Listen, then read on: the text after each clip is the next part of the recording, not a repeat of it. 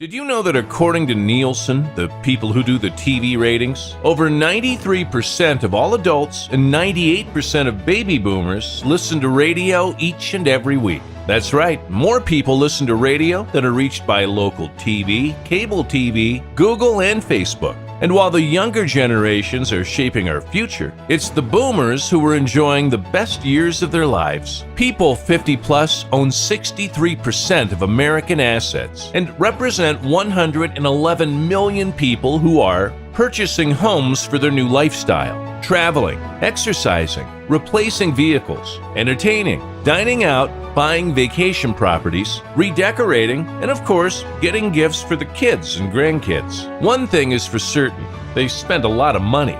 Baby boomers spend $3.2 trillion every year. But how do you reach them?